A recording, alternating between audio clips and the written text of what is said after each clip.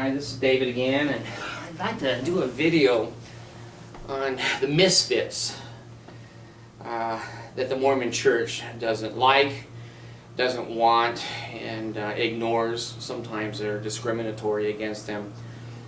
The Mormon Church is designed to basically have white, healthy, Aryan people who are 0 to 55 or 60 years old.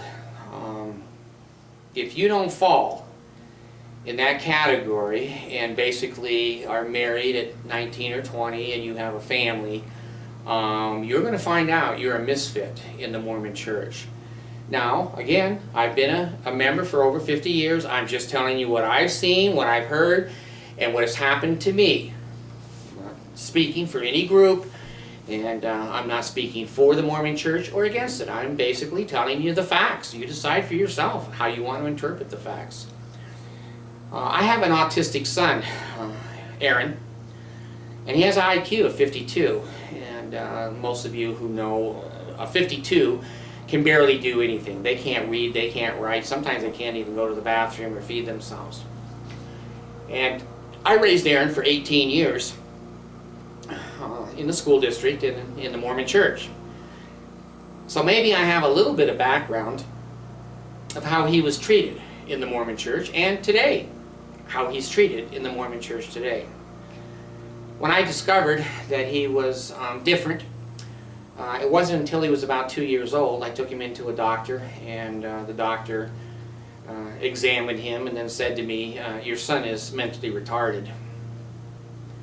That was a shock. I was only probably, I don't know, maybe 27, 28, somewhere in there. And me and his mother, or his mother and I, just went into a tailspin. We just didn't know what to say or what to do. Well, it was time for Aaron to go to primary in the Mormon Church, which is the teaching of the young kids. And boy, it didn't take me a New York minute to figure out they had no program and did not want him mixed in with normal kids. Now, you're not going to find this written anywhere in the Mormon Church. I'm bearing you my testimony. It's not written, but it's well known under the radar in a cult how the cult really believes. If you have, quote, in their mind, a defective child, an abnormal child, a special ed or special child, you are being punished by Jesus. Jesus hates those kinds of kids, and he keeps them up there in heaven for parents that aren't doing very good or paying their tithing, and you end up with an autistic kid. You end up with a kid with 3 arms. You end up with birth defects. You end up with all kinds of abnormalities because you didn't follow the Mormon prophet. You can sing that song, Follow the Prophet. They teach that to primary kids now. Or Praise to the Man, Joseph Smith, Praise to the Man. But they're Christian. They're Christian. I've discovered very quickly that Aaron was not welcome in the Mormon Church, and that he had to be with me or his mom or brothers or sisters all the time. They weren't going to make any kind of an accommodation for that child whatsoever. They didn't want him mixed in with 10 or 12 other Aryan children that were perfect, with perfect parents and perfect money, tithing. So I began to have to not only fight society, but fight my own religion for some kind of equality for this little boy and some kind of help. Well, again, the Mormon Church has all kinds of skewed doctrines and twisted policies and procedures. So I went to the bishop one day and told him we were having kind of a hard time paying for all of the extra cost that this special ed child is costing. The medications themselves were in the hundreds of dollars per month, and rehabilitation and whatever else he needed at that time. We just couldn't afford all of it. Well, you hear all the time the Mormon Church will say, well, they take care of their own. They take care of their own. See, that's their mouth going, but watch what their hands do. Boy, they're like Houdini with their hands. Watch what Mormons do, not what Mormons say. They lie, they lie, they lie. Now that's my experience. Maybe they don't lie to everybody else. Maybe they just looked down and said, you know, David, we need to lie to David. Because he's probably going to make evil videos about us, and it only has to do with David. Maybe. Went to the bishop and I said, you know, we're having a hard time paying the bills and doing everything else, and we wondered if the church could help us a little bit. He looked at me and said, no. And I said, well, sometimes the church will pay for food. Sometimes they'll pay for rent or pay for necessities of life. He says, yeah, we do. But we don't pay for what your problem is. Well, there's a little bit of an attitude right there that my problem is that I wasn't living, and I was paying my tithing and full fellowship, full membership, full everything. He said, well, you need to go to the government. Do you say to me the word government? The people who care for ourselves? The people who hate the government, hate welfare, hate food stamps, hate Section 8 housing, hate and hate and hate, and we're Republicans and we want to be independent, and you're telling me to take my autistic child to go get Social Security for him, which is not a welfare program, it's money we've paid in. What's going on here? Well, that's just the way it is. And basically, as a Mormon, you go, well, Jesus has told him and inspired him, that's what I'm supposed to do. So that was my first real tie-up with knowing that the Mormon Church, if you don't fit into that white Aryan, married with 2 or 3 little kids and a good job paying your tithing, you're dog shit. You're dog shit. They're not going to spend anything, time, money, emotion, or energy on you. They don't want you. They want you to fall away so you don't make them look bad. If you have retarded people around, and you have old people in wheelchairs and walkers, and you have guys that have tattoos, or guys that have a mohawk, or girls wearing short dresses, oh my God, you know, that is the end of the world for the Mormon Church. So, was it an aberration? Was it an exception? No. No. I've been divorced 3 times in the Mormon Church, and I know what it's like if you're not married. If you're over 20 years old and you're between 20 and 45 in the Mormon Church and you're not married, you are the kiss of death. At socials, dances, potluck dinners, parades, I don't care what they do, you're not welcome. Now, if you're a female, you're a little more welcome. If you're a male, they wish you were dead. They don't have any program. Now, let me tell you what their programs are for the singles. The singles in the Mormon Church. They have the young singles program. Okay, I think you're between 19 and maybe, I don't know these days, it was such a long time ago, maybe 19 and 28, something like that. And you're unmarried. Well, the Mormon Church provides a churning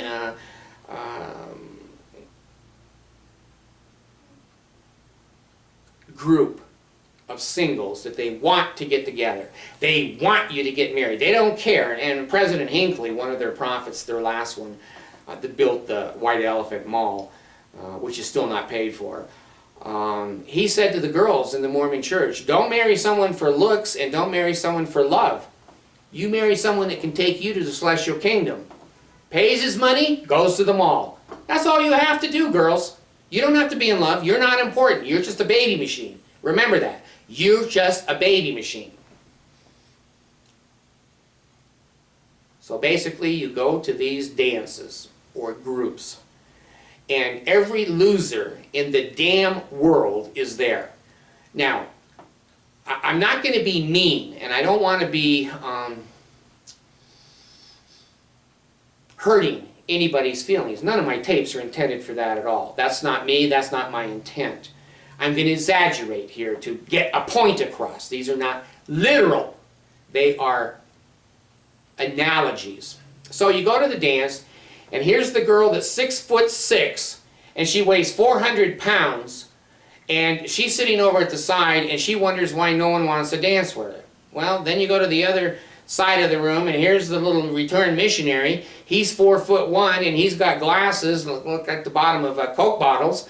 And he's got a haircut that looks like alfalfa back in the old days. You're all too young to remember that. This is a group of losers. They're people that don't have jobs. They're people that have been drunks. They're people who are drug addicts. They're people who are, the girls come up to you and you think that she's single and you're dancing with her, and she mentions that she has 3 kids. The church tries to corral those people. They don't want them in the stake centers. They don't want them in the ward houses. They just put them at these dances going, God, maybe they'll marry someone. Maybe they'll pay their tithing. Now, is everybody like that? Of course not. See, if you're Mormon, they're going to say, see, everyone's not like that. I was there, and I was handsome, and I was buff. Well, maybe he was. Maybe she was. Is it the majority? Yeah, it's the majority. Why aren't they married? They're 22, 25, 27, 28. Does that coordinate at all? They're not married in a cult that requires marriage right around 20, 21, and they're 8 years down the road. Why aren't they married? There must be some reason. If they're rich and buff and funny and they got cars and houses, God, I think they'd be married. Maybe they lean a little bit more towards life's losers. Well, the Mormon church doesn't really support or help those people, and they love to excommunicate them, and they love to make fun of them, and they love to exclude them. If you go to a Mormon church and you're a single man, every wife in that congregation automatically hates you because they're threatened. They're threatened. My mate may find him more attractive. So I hope I said it right. Every man will hate a single man that comes into the ward. And every woman hates every single woman because they're, well, she's cuter than me. She doesn't have the extra junk in the trunk, and maybe my husband will find her cute, which he does. So there is already a discrimination set in stone that if you're single in the Mormon church, you are the kiss of death because the relationships are tenuous between the husbands and wives. They're cult-oriented, and boy, if you find someone else attractive or interesting, you're in shit city. That's the way it is. And I was single 3 times. I know what I'm talking about. I dated girls that were single in the Mormon church, and they're confirming their experience to me the same as mine. Now, people who don't fit in the Mormon church. If you wear a white shirt to church every Sunday with a tie and a suit jacket, you're going to be accepted. You're going to be passing the sacrament. You're going to be at the door greeting people like the Walmart greeters. You're going to be accepted in that cult. And you may even move up. You may get a chance to teach a class. You may get a chance to be part of the upper echelon. You walk in there with Levi's and a plaid shirt, try it. Don't believe me, for God's sakes, go put on some Levi's and a plaid shirt and a cowboy hat and walk into a Mormon church. See how comfortable you feel. See if David is lying. You go in there in anything but a white shirt, tie, and a suit coat, you are again dog shit. That's how they feel about you. He's not one of us. If he was wearing garments, he would know you dress up your best on Sunday. It may be the only clothes you have. You may be traveling. Doesn't matter. Doesn't matter. You keep your magic underwear and your suit, tie, and pants ready to prove you're a Mormon at any time. It's your identity. It's like an ID card. So, if you're a blue-collar worker, you're discriminated against. No one wants a blue-collar worker in the Mormon church because they don't make enough money. Truth is, they probably make more money than the white-collar workers, but the church is prejudiced and they don't give a shit. So if you had to work late, a midnight shift, and you come in, dress up as you're dressed in your uniform from work, you're not accepted there. You're not welcome there, and you might as well stay home. But if you stay home, now you're not attending all of your meetings. If you work on Sunday, you are the devil incarnate. You are not allowed to work on Sundays in the Mormon church. If you work as a mother in the Mormon church and you don't depend upon your husband's income and you don't worship him and that he pays for everything and you go to him for permission of everything, you are a whore. You need to be home with your children. You need to be an at-home mother. You're not welcome there. You're not welcome there. There is a very thin line in the Mormon religion that you better toe, or you're going to be on the left or the right of that line and you're going to have a very miserable existence. Now, what if your wife is on the line and you're kind of here or there? Now you got a miserable marriage. What about kids that some are there, some are there? Now you got a miserable family. I'm just telling you what I've seen and what I've experienced. There are many classes and groups of people that are not welcome to stay or be or converted to the Mormon church. Same way if you were black before 1978, the missionaries were instructed never to even go into your homes. The Mormons wouldn't even go into black Africa. There were no churches. There was nothing. They hated blacks. You weren't welcome. How about illegal immigrants and brown people now? Oh, they can pay their money and they're tithing, but the Mormon church is kind of silent on, well, should we let them in? Should we not let them? Should it be amnesty? There's another group of people that the church basically ignores, other than they used to have wards that were Spanish speaking. I don't think they even have that in the United States anymore. You learn to speak English or you get your ass back to Mexico. It's that simple. You don't fit in the Mormon church. There's many, many categories and individuals that don't fit in the Mormon church. If you've ever been an alcoholic, or you're recovering, or you've been a drug addict, or you've been some kind of a juvenile offender, or some kind of a return prisoner out on parole, or out served your time and you're out. If you've got tattoos, you're out. If you're a woman and you got tattoos, they better be under your clothes. They better be under your clothes. And you better not have extra earrings in your ears or a ring in your nose. Well, now you get down to people who are excommunicated or people who are disfellowshipped. They are the kiss of death to the Mormon church. They don't want those people around at all. They wish to God that they would just disappear. I had a guy write me just a while ago on the YouTube, and he says, well, what did you do to get excommunicated from the Mormon church? Well, the truth is, I didn't get excommunicated from the Mormon church. I had a temple recommend in my pocket. I was not having an affair or committing adultery. I was not drinking. I was not smoking. I was not on drugs. I simply looked at the goddamn doctrine and goes, this is stupid.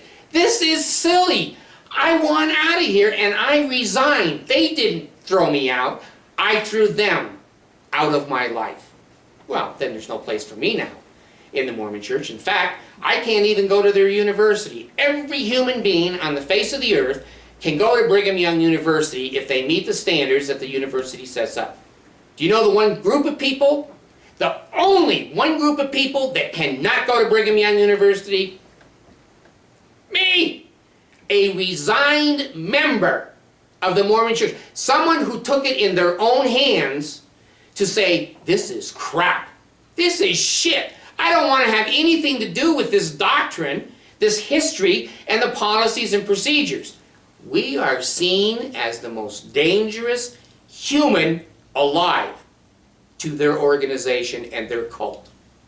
We might talk to other people and say, well, go look on the internet. Well, go look in the history book. Go look at their doctrine. Look at the church history. Look at the Journal of Discourses. And maybe some of the people would, and some of the people would quit paying tithing. Don't tell me the Mormon church accepts everyone. If you wash their lips, they will say, oh, we love everybody. And if you're excommunicated, and this is what the guy told me on the computer, you know, I hope I can use it tomorrow because I threw it out the window. But anyway, he says, well, if you've been excommunicated, you haven't lost everything. If you come back in full fellowship and you're rebaptized, all of your blessings are returned. And I had to write back to him and says, I don't think you read the videos, hear them very clearly. I'm not excommunicated. You guys are not in charge of me. I'm in charge of you. For once in my life, I've let go of that damn cult, and I've said, you know what? David is going to do for David what David wants to do. And I did. I just wrote 2 sentences. I'm out of your church. And I know that the law of the land says I'm out the moment I give this to you or it's postmarked. You can't excommunicate me, you can't hassle me, you can't come to my house, you can't make me go to the bishop. You don't have any power over me at all. They don't like that. So, I can't go back to Brigham Young University. I don't think I want to go back to Brigham Young. Years ago, I was going to go back for a doctorate, but that's water over the bridge. So, I think it's water under the bridge. I think water over the bridge is a fly. I don't know. So anyway, the topic and summarizing and coming down to what I want to say is that if you're old and you're non-productive old, they don't want nothing to do with you. If someone has to come over to your house and nurse you or clean it or feed you, they wish you were dead. Now, there's a group of people that they're scared of. I don't think anybody knows this. I think I'm the only one that's come up with this idea. Senior missionaries. What does that word mean? That means if you're old, your family's all raised, and you've got 22 grandchildren, and you can still walk, and that you're not senile, we're going to use you and abuse you. So what they do is they take these married couples that are still amiable and able to feed and talk and whatever, and they send them on missions. That seems kind. Seems noble. They've been members of the church their whole life, and now they get to go on a mission and be a return missionary, which is the highest degree of the cult. Why do they do that? A couple reasons. Think about it. The cult is chaotic. When you've got 8 little kids in the house and they're screaming and yelling, and mom is trying to get supper and dad is trying to do business work on the computer, and the water heater goes out and the car won't start, you don't have time to sit down and go, like I do now. I'm so privileged and I'm so thankful, where I can sit down and go, that doesn't make any sense. Let me go look that up on the computer. You can't do that when you're an active Mormon. You can't. And they know it. They know it. Cults are clever. Cults will take these old people and they'll say, Brother Smith, you've just been such a wonderful member of the church. Would you and your wife like to have a mission in Finland? And you can be there and be in charge and help with the Finland mission. Yes. Oh, see, they're still used to bowing their heads and saying yes.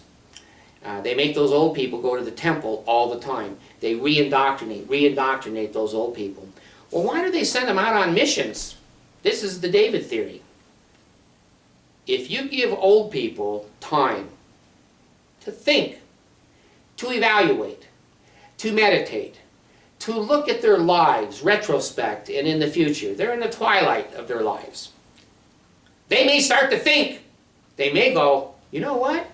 I paid all that money to the Mormon church and they're building the damn mall downtown. I can't get to the mall. They're not supposed to use my money for the mall. Mormon church doesn't want that. They'd rather have you in Finland. Don't ask those questions, old person. Just because a person is old doesn't mean that they're wise or they're educated or they're knowledgeable.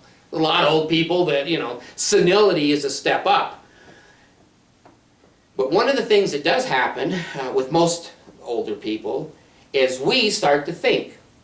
We've seen life. We've had pregnant kids. We've had kids dead. We've had kids in prison. We've had kids be president of the United States, etc., etc. So we have life experience. And when life experience doesn't match your Mormon training, there's only 2 things to do. Get them back in the church. Get them back being chaotic. Get them back flying them across the world and paying them $200 because they're going to give their will to you, which is $1.3 million when they die. And so, let's just keep them tied up. We don't want that money going to their children or to their grandchildren. God, have a little MBA sense here. We're business people. We're the CEO of this corporation. Don't let those old people think. Don't let them think. Don't let the young people think. Don't let any of you think. You'll join. Then they'll have your life so stirred up and so chaotic, you'll never think. And you'll go to the grave wishing that you'd done your home teaching that month. There are many, many categories of human beings that exist on this planet that do not fit into the Mormon cult, and they very conveniently steer around those people or discriminate against those people and or make those people invisible. And they say that's the way Jesus wants them to treat people.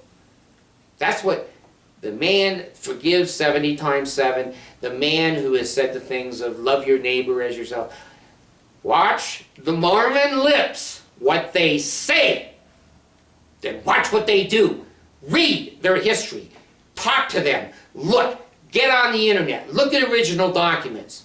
Get a overall perspective of who these people are. Now, please don't take my excitement and my words as anger. I don't hate the Mormon Church. I hate the doctrine, and I hate the way people come out of the Mormon Church. Let me say this, because this is an important part of me. I don't believe that when the missionaries knock on your door that you're a person that goes, you know, I really want to be abusive. I want to beat my wife up. I want to hurt my kids. I want to hate everybody. I want to hate, hate, hate. I don't think the Mormon people, generally speaking, join because they want to hate. I think they join because the words are soft and they watch the lips of the Mormons and they believe them.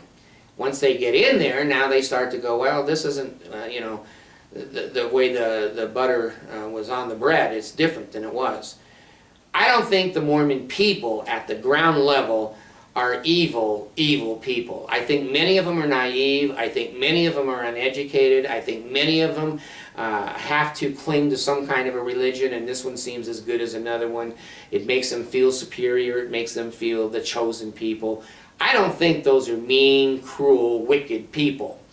I think they become such as they stay in the cult. The cult has a very slow and very precise way to change those people. I remember my father was a fanatic in the Mormon Church, and he was also a child molester. I've said that on other videos. Why do those two things go together? I remember getting in the car with him and the family going to church one day, and we went by a man out in the open road, and there weren't any strange tattoos or, you know, there was no sign of any kind of danger whatsoever. And he was there trying to flag someone down to help him with a flat tire. Back in those days, a flat tire was a bigger deal than it is today, and you kind of needed some help. And my dad went right by him as the Mormon Christian. And I said to him, you know, Dad, I must have been 10 or 11, and boy, you don't say this. You don't ask questions in the Mormon Church. You don't say anything to your parents. You shut your mouth and you bow your head and say yes.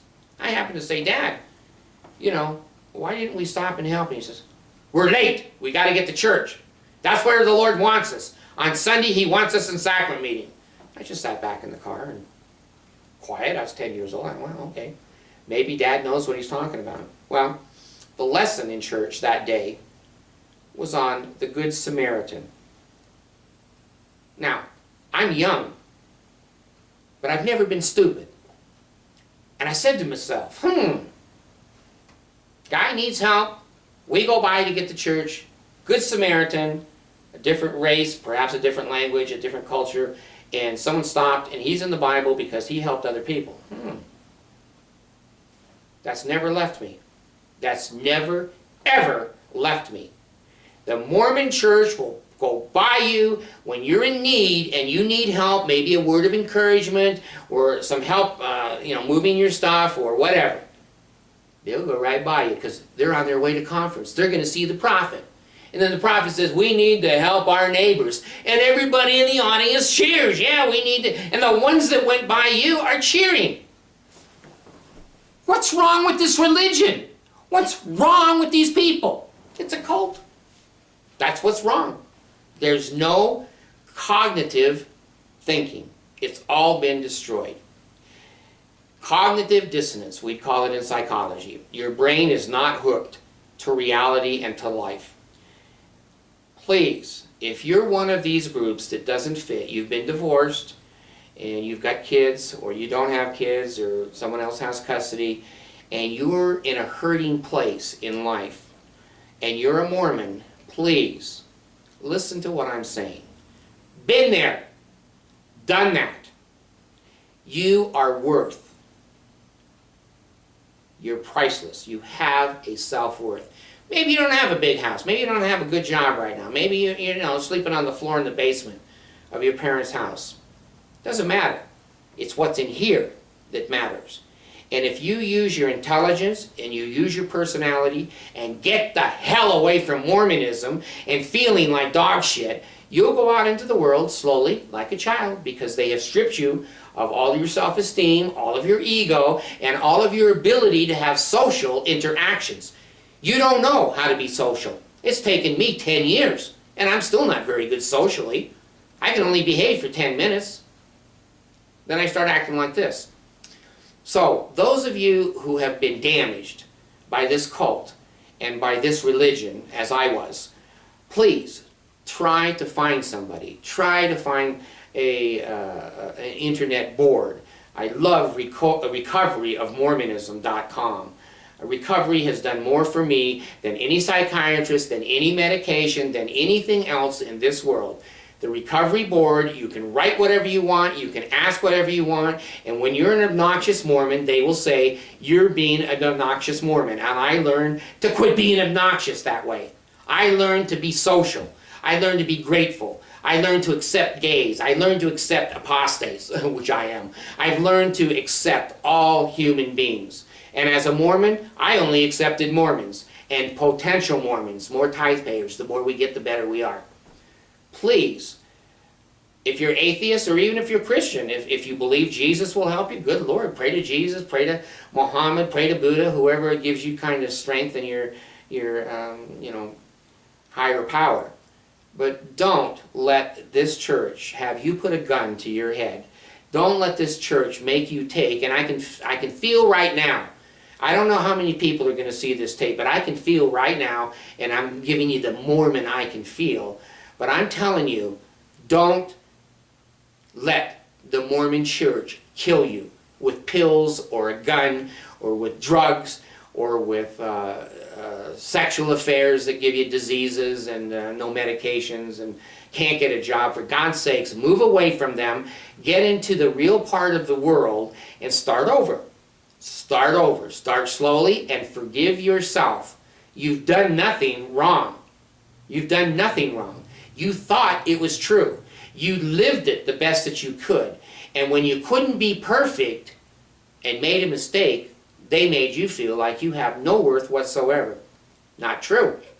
Not true. You will find another mate if you try, and if you are faithful to yourself. If you learn who you are. If you use your talents. Get out of this group thinking that I'm a Mormon. You're not a Mormon. You're a human being with separate capacities, and you bring to the table certain elements, certain ideas, certain prejudices, certain genetics. Be yourself. And I'll guarantee you, you'll be happier than you ever were in the Mormon church. I am. It's been a long, hard road. Don't think that I'm telling you, oh, wear your garments, pay your tithing, and you'll be okay. That's not true. You're going to spend hundreds, if not thousands of hours talking to other people, reading on the boards, reading history, reading who you are. You're going to have heartache because your children and other people won't talk to you. They've disowned you. They've basically shunned you. And you feel alone. And you are. You are alone. Been there. Done that. Work hard at getting out of that hole. You did not put yourself in it. A cult put you into that hole. You can climb out. Yeah, they've robbed your childhood. Yeah, they've robbed a lot of your adult life. But you know what? You and me, we got the next few minutes. I may fall over with a heart attack, but right now I'm still alive. I can enjoy my life. I can try to be of service to you or anyone else and say, here, let me help you with my words, my money, however I can do that. Please let me live this hour as a good person. I don't have to be a Mormon, and you know what? I'm as happy as hell. Sundays are the best day of the week. They used to be the worst. The friends I have are true friends. The children that talk to me are truly respectful children, and I love them. The ones that hate me, that's the cult. That's the cult. How can I blame them? I brought them into the cult. Now I'm out, they're still in. So, Believe in your self-worth. Believe in the future. If you've got next hour that you're going to be alive, do something with it. Do something with it. Make yourself a better person. And you know what? I love this statement. I love this philosophy. Doing well is the best revenge. Doing well is the best revenge. You can jump up and down, scream and yell, throw spears, have wars, and dance all over. But after you've been hurt as much as you have, if you can get yourself out of it, perhaps like me, and smile, see, there's a smile. All the Mormons that keep writing me, and you're not happy. Wickedness never was happiness. Well, I'm not wicked. I'm a good person. I don't have adultery. I don't drink. I don't smoke. I do everything Mormons do except hate people. Revenge is doing well. Make your life happy. Be happy, minute by minute, hour by hour, and you will never recover from the cult. I'll tell you that right now. It's like a rape. You'll never recover from a rape. But you know what? You can live a good and a happy life. The rape will always be there. The cult will always be there. The programming is in the head. It's not going to go away. But you can get around it with strength, with help from other people. And if you have a higher source, a God or a Jesus, use that person and work yourself up out of it. Don't let this cult control you. Don't let this cult ruin your life. Don't let this cult tell you who you are. You decide who you are. You use the logic, the common sense that they take right out of you. You're not allowed to have logic. You're not allowed to have common sense. You put it back in there, and you'll find some good things. You know, I'm looking out the window, and I see the trees, and I see the grass, and the guy out there working, and, you know, I have a refrigerator, has some food in it. Not rich, but you know what? I'm happy. Because no one is going to call me about home teaching. No one is going to expect me to dress up in a suit Sunday and smile and drag 6 little kids in there, and they all better behave. I'm done. I'm done. I resigned. I didn't take it lightly. It took me years to look, to think, to study, and watch their history and watch their doctrine. And you know what? David has decided. David's in charge of David. The Mormon church isn't in charge of me. And they're not in charge of you. Thank you.